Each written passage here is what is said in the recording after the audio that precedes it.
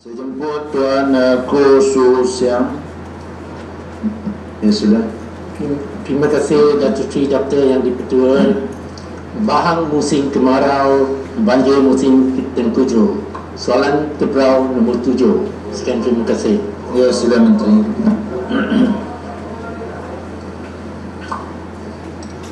Ya, ini tak mesti.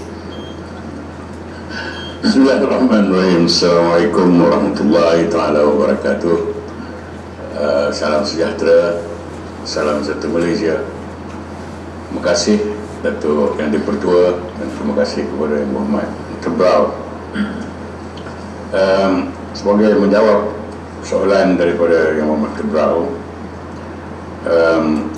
ingin saya maklumkan peraturan sanitari dan phytosanitary adalah merujuk kepada langkah-langkah yang diambil oleh sesebuah negara bagi menjamin keselamatan manusia, haiwan dan tumbuh-tumbuhan daripada penyakit dan serangga perosak terhadap produk pertanian dan makanan yang diimport. Manakala skim perakuan persijilan phytosanitasi Malaysia merupakan skim yang dilaksanakan oleh Jabatan Pertanian bagi memudahkan dan mempercepatkan proses mengekspor bahan-bahan pertanian ke luar negara. Bagi menjamin keselamatan dan kualiti makanan yang diimport daripada sesebuah negara, Kementerian Pertanian dan Industri Asas Tani selaku penyelaras hal ehwal SPS negara menguatkuasakan syarat-syarat mengimport bagi produk makanan yang telah ditetapkan oleh jabatan dan agensi di bawah kementerian.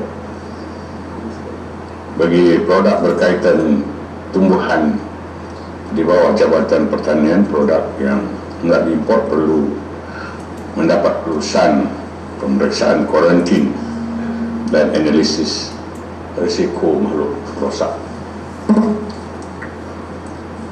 Manakala bagi produk berkaitan haiwan ternakan di bawah Jabatan Perkhidmatan Veterina dan produk berkaitan ikan di bawah Jabatan Perikanan,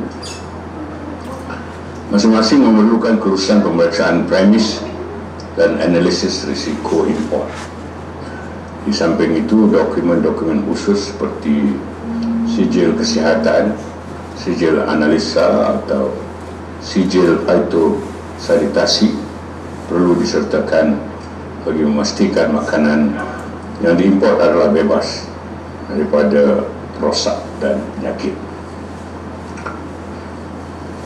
Selain itu, kementerian ini juga menguatkuasakan peraturan SPS di semua pintu masuk negara. Pemeriksaan dari segi dokumen dan fizikal dibuat ke atas setiap konsignmen makanan yang diimport dalam bentuk hidup atau mati bagi ikan dan haiwan ternakan serta tumbuhan dalam bentuk segar atau sebaru proses oleh Jabatan Perkhidmatan Kuarantin dan Pemeriksaan Malaysia atau MAKIS. Persampulan juga akan dibuat bagi tujuan analisa kimia, mikrobiologi dan fizikal di semua pintu masuk bagi memastikan kawalan keselamatan makanan import. Terima kasih. Ya, Tebrau. Terima kasih Datuk Seri Yang di-Pertua. Terima kasih Datuk Timbalan Menteri. Soalan tambahan saya ialah, adakah piawaian yang disyaratkan oleh skim perakuan pensijilan phytosanitasi Malaysia menepati kriteria peringkat kebangsaan di peringkat antarabangsa, dan apakah badan ataupun organisasi di peringkat antarabangsa yang menetapkan piawaian tersebut? Sekian, terima kasih. Ya, sila Menteri.